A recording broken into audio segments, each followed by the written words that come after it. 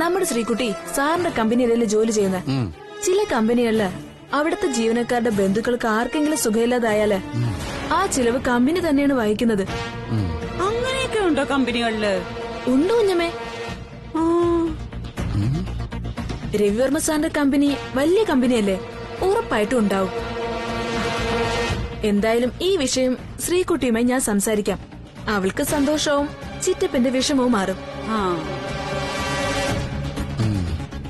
തൽക്കാലം ഇപ്പൊ അതേ ഉള്ളു വഴി.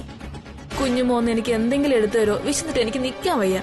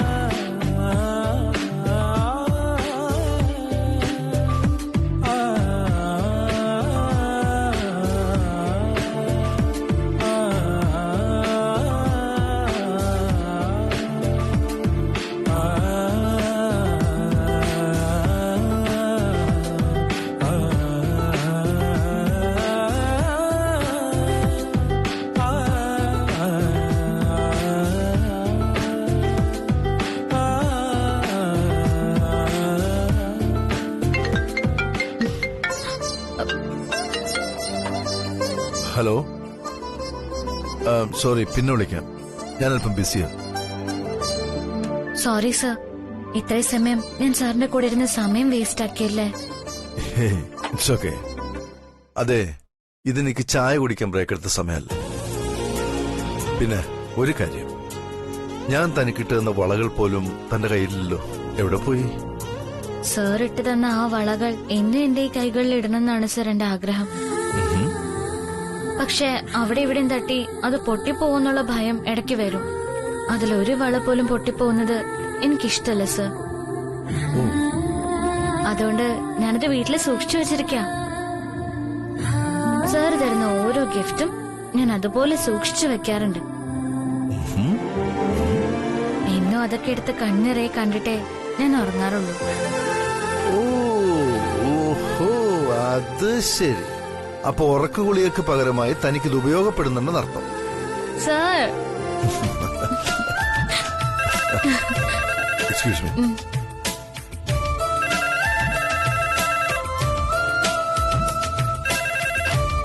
Hello, Sandra.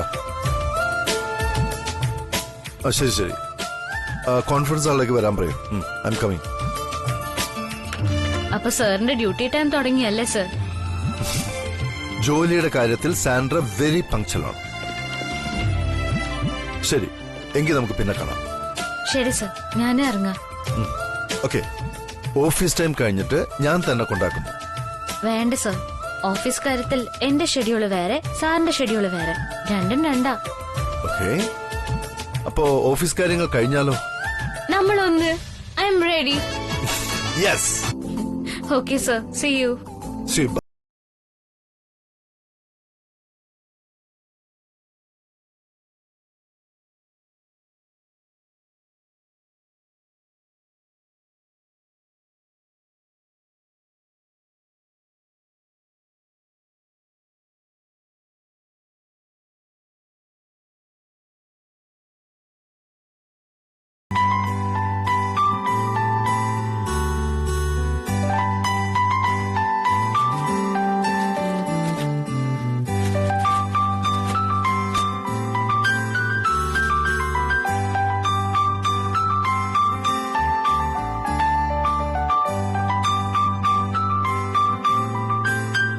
ഇലക്കറിയൊക്കെ ഒരുപാട് തിന്നണമെന്നാ പറയുന്നത്.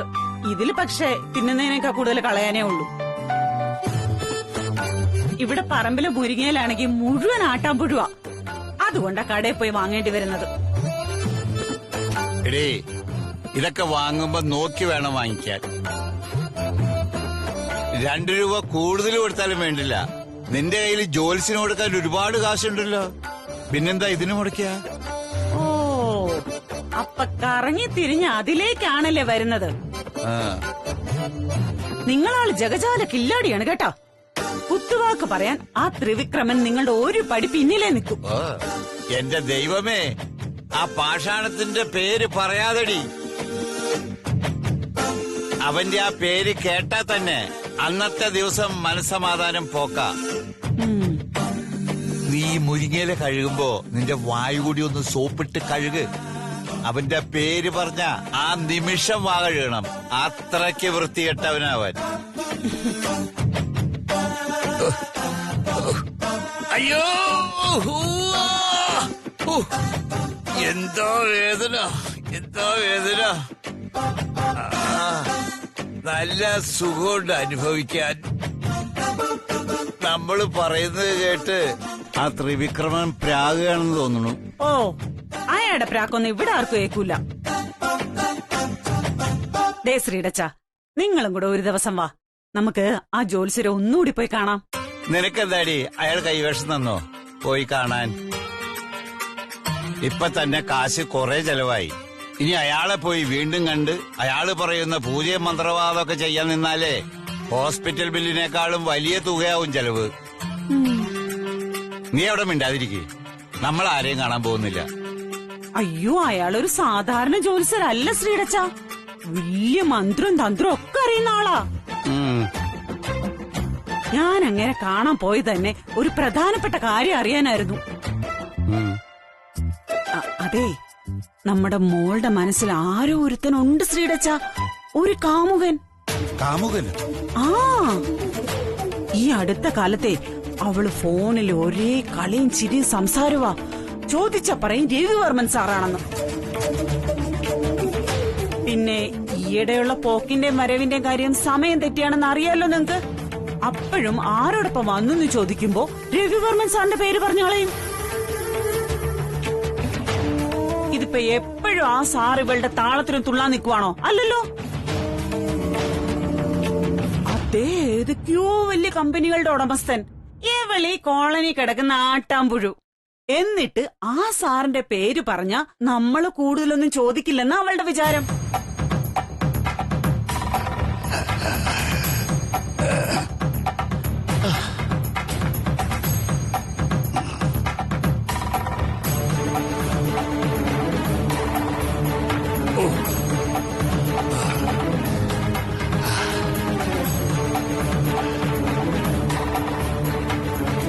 ഏതായാലും ഒന്ന് എനിക്ക് തീർച്ചയാണ്, ഈശ്വര്യമ്മ പറയുന്നതും ജ്യോത്സ്യം പറയുന്നതും ഒക്കെ വെച്ച് നോക്കുമ്പോ അവളുടെ തലയിൽ എന്ത് എഴുതി വെച്ചിട്ടുണ്ടോ അതേ നടക്കൂ.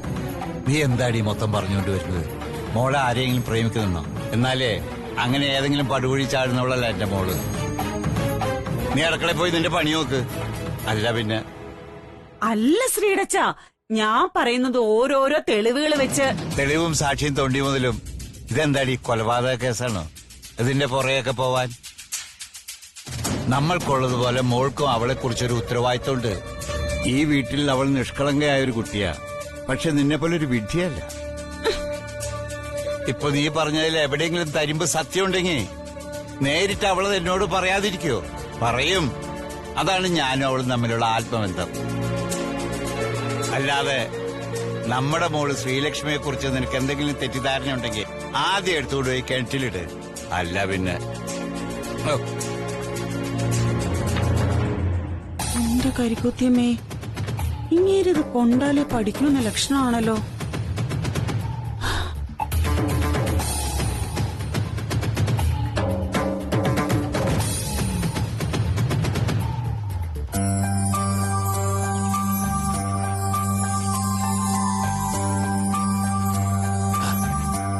അങ്കിൾ, അങ്കിളിനെ വിളിച്ചോണ്ട് എല്ലാം പറഞ്ഞു. വിളിച്ചോണ്ടി ചെല്ലാനോ? ആര്? ദേ അവിടെ എല്ലാരും കൂടിയിട്ടുണ്ട്.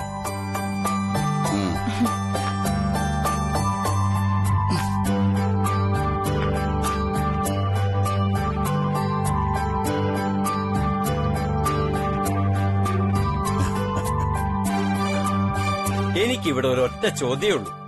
ഓണം 10 ദിവസം, അതൊക്കെ നമ്മൾ നമ്മുടെ വീടുകളിൽ കൊണ്ടാടും. പിന്നെന്തിനാ ഒരു ദിവസം മാത്രമായിട്ട് കോളനിയിലൊരു ആഘോഷം? വെറും വേസ്റ്റ് അല്ലേ അത്? എനിക്ക് ഏകദേശം അതേ ചോദ്യമാണുള്ളത്.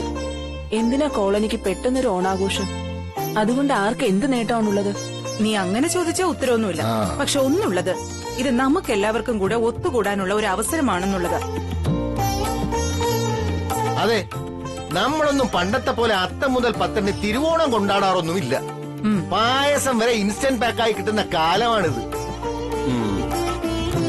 അതുകൊണ്ട് പാരമ്പര്യമൊക്കെ വിട്ട് എല്ലാം ചേർത്ത് ഒരു ദിവസത്തെ ആഘോഷം, എല്ലാവരും ഫാമിലി ആയിട്ട്. അതൊന്ന് ആലോചിച്ച് തീരുമാനിക്കാനാ എല്ലാവരോടും ഞാൻ ഇങ്ങോട്ട് വരാൻ പറഞ്ഞു. അങ്കിള് പറഞ്ഞത് നല്ലൊരു ഐഡിയ. വൺ ഡേ സെലിബ്രേഷൻസ് ഇപ്പോ ഓഫീസുകളിലും റെസിഡൻഷ്യൽ അസോസിയേഷനുകളിലുമൊക്കെ ഇത് സർവ്വസാധാരണമാണ്. സുദർശൻ ചേട്ടാ, സരോജൻ ചേച്ചിയെ കണ്ടില്ലല്ലോ. അവളവിടെ ഉണ്ട്. മോള് പോയി അവളെ ഒന്ന് വിളിച്ചോണ്ട് വാ. ആ ശരി.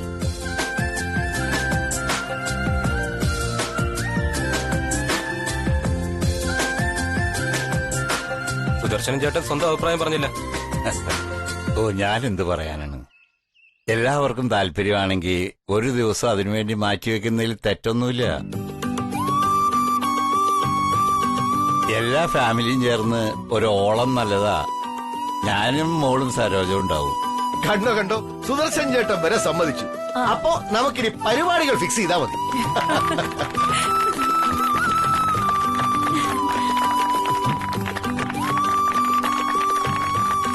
പരിപാടി എന്ന് പറയുമ്പോ എന്താ ഉദ്ദേശിച്ചേ?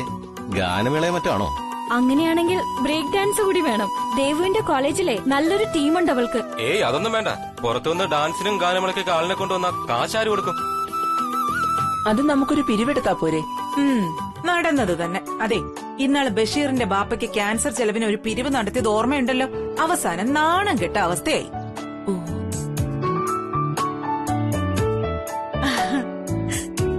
അല്ല, ഓണാഘോഷം എന്നൊക്കെ പറയുമ്പോ ചെറിയ ചില കൊടിതോരണങ്ങളും അത്തപ്പൂക്കളും ഒക്കെ സാധാരണയാണ്.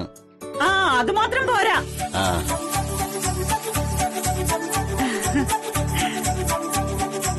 ദേവു പറഞ്ഞ കാര്യങ്ങള് ഓണാഘോഷമൊക്കെ നല്ല കാര്യം തന്നെ. പക്ഷേ അതിനൊരു മഹാബലിയൊക്കെ വേണമെന്നുള്ള കാര്യം നിർബന്ധ. മഹാബലിയോ? അതെ, ഞങ്ങളുടെ ക്ലിനിക്കിൽ ഇന്നലെ ആയിരുന്നു ഓണാഘോഷം. ഒരു സീരിയൽ നടനായിരുന്നു ചീഫ് ഗസ്റ്റ്. സി കേരളം ചെമ്പരത്തി സീരിയലിലെ ആനന്ദ് കൃഷ്ണൻ.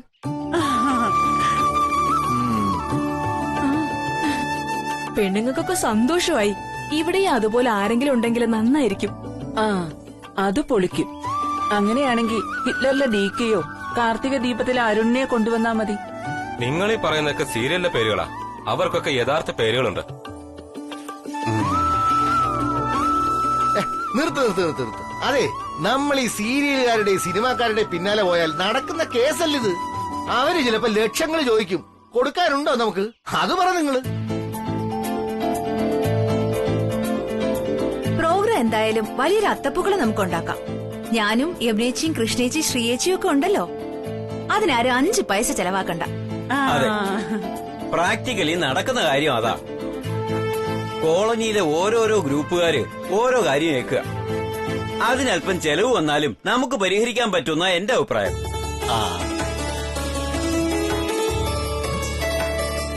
അപ്പൊ ഓണാഘോഷത്തിന് ഉദ്ഘാടനമൊന്നും വേണ്ടേ? അയ്യോ, അത് വേണം. ഇത്രയൊക്കെ കേട്ടിട്ട് ഞാനൊരു അഭിപ്രായം പറയാം. ദേ, ഇവിടെ ചെറിയൊരു സ്റ്റേജ് പോലത്തെ പരിപാടി. അവിടെ ചെറിയൊരു നിലവിളക്ക് വെച്ച് ഉദ്ഘാടനം. അവിടെ ചെറിയൊരു സിനിമ കാണിക്കാം. എന്തു പറയുന്നു? സിനിമയോ? അതെ ചേച്ചി, ചേട്ടൻ ഇക്കാര്യം നേരത്തെ എന്നോട് പറഞ്ഞിരുന്നതാ. വലിയ ചെലവൊന്നും ആവില്ലെന്നാ പറയുന്നത്. കൂടിപ്പോയോ ഒരു 5000 രൂപ. അത് ചേട്ടൻ കൊടുത്തോളൂ. എന്നാ പിന്നെ അതൊക്കെയാ. ഇവിടെ കെട്ടുന്ന തുണിയും തോരണത്തിന്റെ ഒക്കെ സ്പോൺസർഷിപ്പ് ഞാൻ ഏറ്റു. ഓണാഘോഷമായിട്ട് അപ്പൊ സദ്യയൊന്നും ഇല്ലേ? പിന്നെ സദ്യ വേണം. അതിപ്പോ ഈ കാറ്ററിങ്ങിന്റെ പുറകെയൊന്നും പോകണ്ട. നമ്മൾ ഇവിടുത്തെ പെണ്ണുങ്ങളെ വിചാരിച്ച പുഷ്പം പോലെ സാധിക്കാവുന്നതേ ഉള്ളൂ. എന്താടി പ്രമേളെ, നടക്കില്ലേ? ഞാൻ റെഡി. ഞങ്ങളും.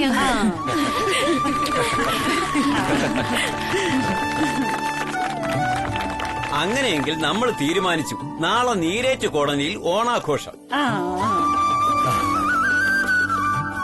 ഉദ്ഘാടനം നമ്മുടെ കൗൺസിലർ തന്നെ. വേണമെങ്കിൽ ഒരു ചീഫ് ഗസ്റ്റ് കൂടെ ഉണ്ടാവും. അതാരെയാ കിട്ടുന്നതെന്ന് നോക്കട്ടെ. ചീഫ് ഗസ്റ്റ് ദുൽഖർ സൽമാൻ മതി. ബെസ്റ്റ്. എന്നാ പിന്നെ സാക്ഷാൽ മമ്മൂട്ടിയെ തന്നെ വിളിക്കാം നമുക്ക്. നീരേറ്റ് കോളനിയിലെ ഓണാഘോഷത്തിന് വരാൻ മുട്ടി നിൽക്കല്ലേ അവര്.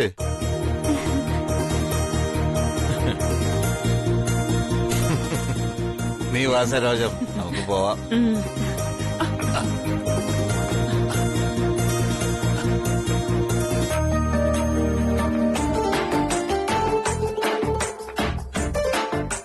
മായേ ഒന്ന് പിടിച്ചേ. അതെ, സിനിമ കാണിക്കുന്നെങ്കിൽ മോഹൻലാലിന്റെ സിനിമ കാണിച്ചാ മതി. അല്ലെങ്കിൽ ഇവിടെ കൊലപാതകം നടക്കും. ഇപ്പോഴേ പറഞ്ഞില്ലെന്ന് വേണ്ട.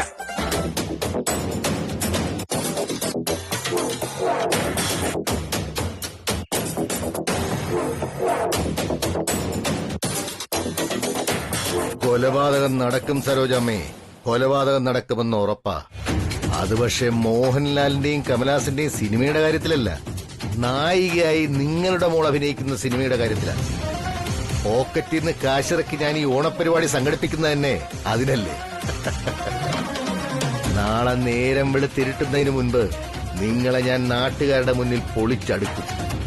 അത് കഴിഞ്ഞ് ഇരുട്ടി വെളുക്കുമ്പോ ഇവിടുത്തെ ഊഞ്ഞാൽക്കയറിൽ നിങ്ങളുടെ മോളുടെ മൃതദേഹം കിടന്നാടണം. അതാണ് എന്റെ ഏക ലക്ഷ്യം. അത് മാത്രം.